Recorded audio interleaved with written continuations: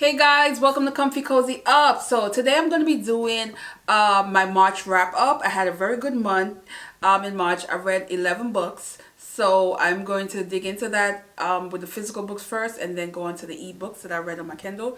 But I want to also just remind you, a journal mood started. So if you're just seeing this video, you can start it at any time, but the calendar is over on my Instagram page and the word prompts where you follow each day.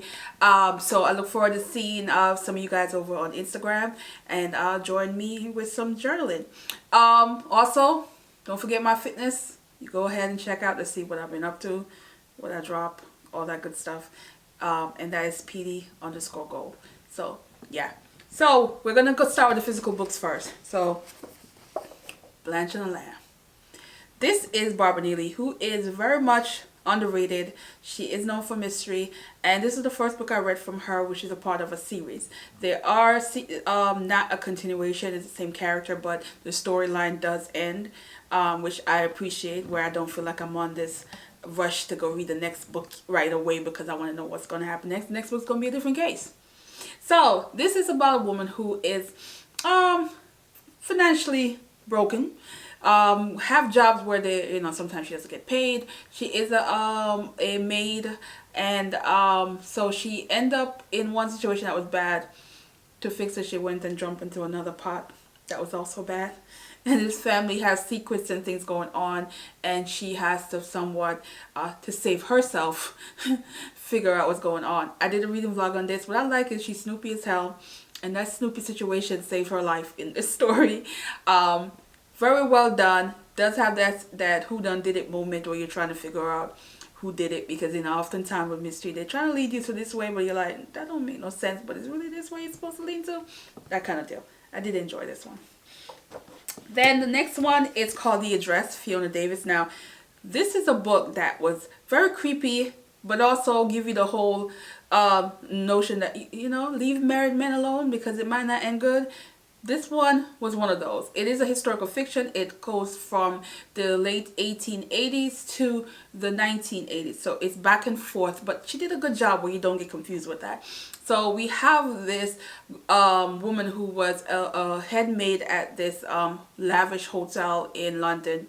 And she was enticed by a family after she saved their child. The husband, who's an architecture, who was building this grand apartment in New York that was being run more like a hotel, even though it's an apartment. It's the whole idea of the rich and famous will be living there.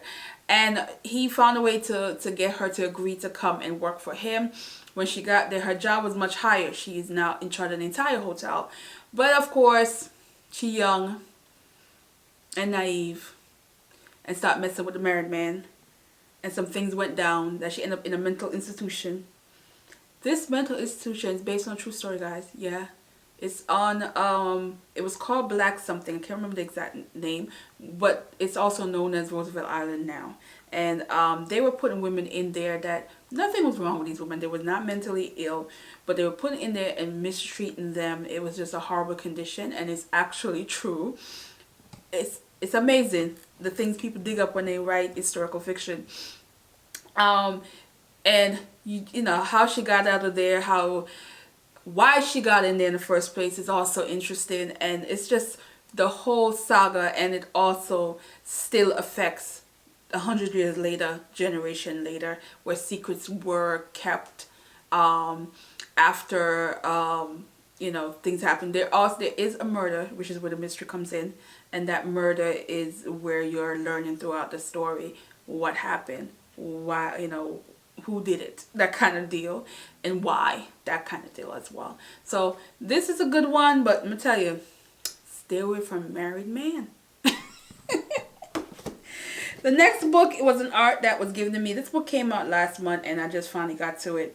But it's called This Close to Okay. And this is a book that dealt with mental illness that got it right. Yes. It felt, in the beginning I thought I was going to like it, because I just felt like, oh God, here we go again. And then there's like things that was happening in the beginning that just was just like, nah. That's just, it felt so unrealistic. But as I read it, I realized this was so well done. This was my kind of a storyline that I can appreciate when it comes to mental health. It is about a woman who's a therapist who's tried to save the life of a man who was trying to kill himself. And in a quest of doing that, she decided to invite him to her home. And while she's there, she's secretly being his therapist when he didn't know. But she was sharing a part of her as a tactic that she learns in order to get him to open up to find out why he's trying to harm himself.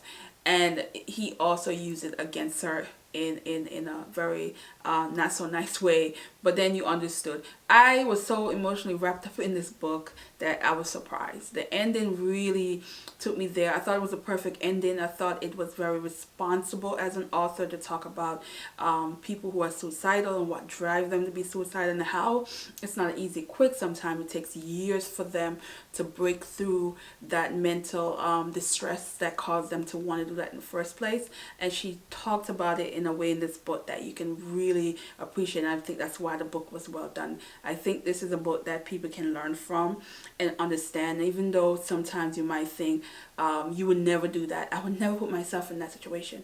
Oh, that's so dangerous. But you don't know, if you really see somebody trying to harm themselves, how far would you go to save their life? You know, not everybody has that kind of heart, but there's a lot of us that do feel that we will want to save someone life, and without really thinking of certain things in the midst of all of that. And this is what you get in this story. Really appreciate it.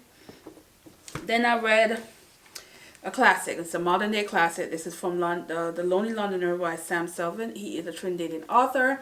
And this is a story that is not really a plot, but more so of a man who have this thing where he help immigrants that comes in from his island, help them with housing and job. And while he's doing that, he met a naive one, and he's telling him stories of other people in his circle.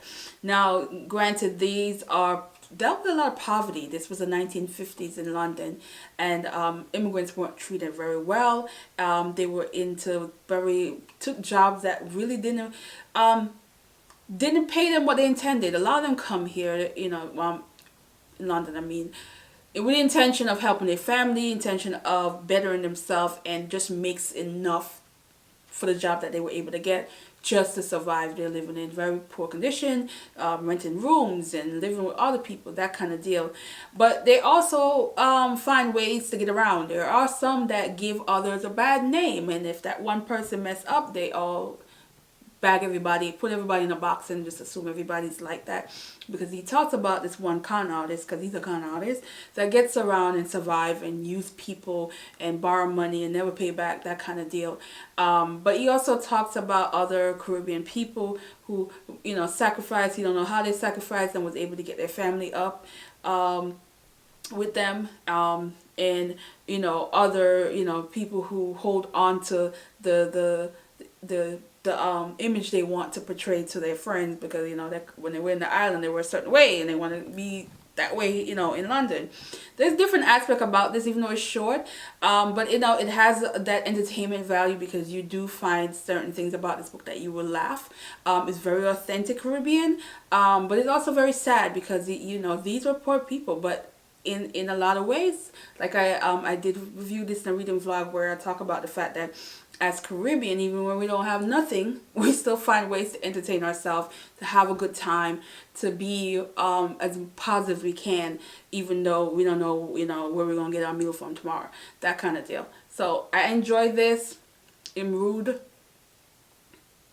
This is a Jamaican family. I never like him talk about Jamaican people, but I was entertained. So yeah. And then we have some romance.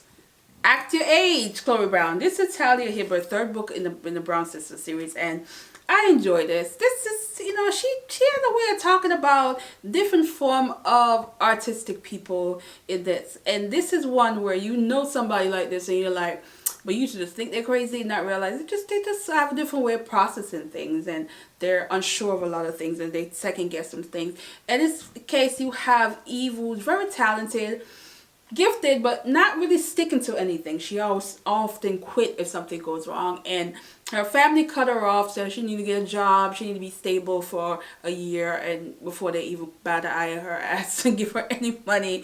And she decided to go to take this job at this struggling bed and breakfast with this disgruntled man that basically was not, kind, but you could tell little by little as she get to know him.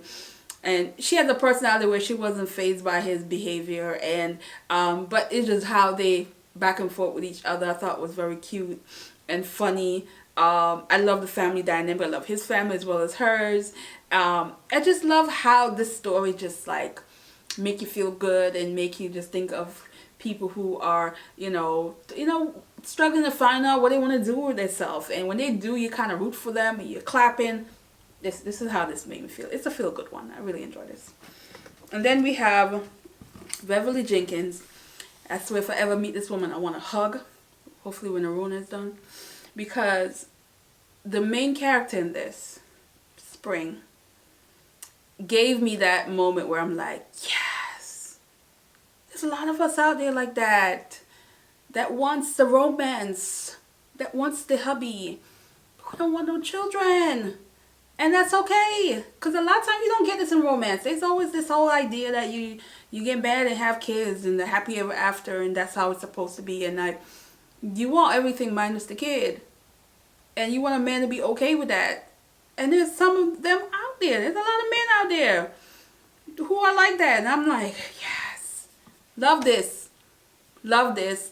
It is very much historical fiction. It is dealing with the Midwest, and a very educated man coming from the East Coast that is in for a culture shock with this woman wearing pants, because they weren't wearing pants back then. This was the late 1800s. They weren't wearing pants. They weren't doing certain jobs. And, the poor woman don't know how to handle him being very much gentleman-like. And it was just so entertaining. I love it. Let me tell you, Beverly Jenkins add some Wild Wild West action up in here. There was some shoot 'em up. There was some horse things. There was, there was some things happening in this that I love, because it was just like, at first I thought, oh, this is, and I was like, wait a minute, we doing that? We doing that? I enjoyed this. This was one of her best. It's A Woman Who Dare. Even though the first book in this is Rebel, this is really like a spin-off of, see if you can see this over here. You probably can't. This is a spin-off of, is it Tempest? Tempest? I always mix them up. It's a spin-off of one of the other series where you had a doctor, and this is the doctor's sister. I did a review of this, so you can follow up on that. But I thought it was really good, and I really, really, really, really enjoyed this. Then the Kindle. My Kindle got some work, because I've been neglecting my Kindle. And since last month when I picked it up, and I started reading more from my Kindle, because I have a lot of romance on my Kindle that I've been not reading. So, Alexander House, I did a full review of the entire series. There's 5 books in the series, and I read them all.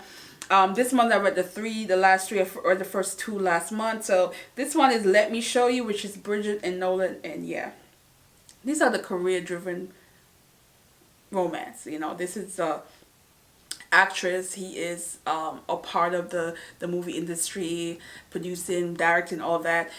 He's a brother that is he's a twin. He's a brother that will get things done. Ethics. Why did I say ethics? They don't even like no way, shape, or form. Big South. Big South, woo, child. Big South is the one with the money. The one that has the money that's going to get certain things done. Nolan is the one with the connection that's going to make sure you do what you're supposed to do, kind of deal. So Bridget is just funny, and I just love how they got together. I love how they're very career driven. They're not like the other ones where they're trying to have family. No, they want to soar and get there and do what they got to do as career wise. And I really love that. Then you have Neil. Neil is the brother, the twin, Nolan. And he is the messed up one, the one that is, a raging alcoholic, drinking, doing everything and he ain't supposed to be doing. He's very, book-wise. He owns a bookstore, but, about to lose that, how to save it. And while he decided that, he wants happiness, he saw what Nolan had and he wants that, he decided to go and clean himself up. And when he gets out, there stays, and Sage is getting deported. And he's trying to, a group as a family came up with the idea that them two needs to marry or whatever, and of course they fell in love. But it was just like, yeah, he Neil said so many things in that book that you want a man to say to you, that you're just like, a man said that to me, I would have been like, yeah, I would have been like Sage too. And so I really liked that. I liked their connection. It was cute. He also was no nonsense person at times, because you know Sage was doing the most. She was doing the most. And then the last one in there was Thomas, and Sage, oh, not Sage, Kate. Sorry, Kate. And this is Let Me Love You. Kate's the only sister, and she is also the aggressive sister. I mean, living with amongst a bunch of boys, that's expected. And how them two got together, and yo. I love when they got busted. I love the, you know, when Salt was not, Big Salt was just the funny as hell. This one made me laugh because the uncle in this is just a hot mess. Uncle Chester just do the most. In the entire series, this uncle is just a mess, and I really enjoyed it. Then I've been binge watching Christina C. Jones. I've read a book by her before, but then I was like, I'm binge watching her YouTube channel. I might as well start reading her books. So I decided to read a series. There's 2 books in the series, and the first one's called Strictly Professional. This is about 2 lawyers. Basically, we have a young lawyer, and she took a job at her uncle's firm, and he put her with a lawyer that was there for 3 years. But the problem was they had met a few days prior and hit on each other, and there was chemistry there, and so now they have to work together. So just imagine how that end up. Office affair, you know, all that happened.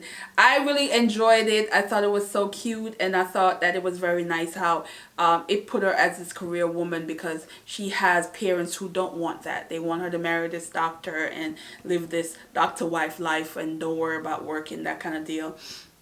And that's not what she wants for herself.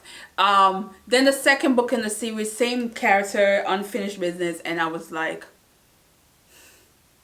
I don't like this man. I went from liking him in the first book to the second book. I was like, oh no, he trifling. I was not feeling him at all. But Christina C. Jones found a way for me to like warm up to him back.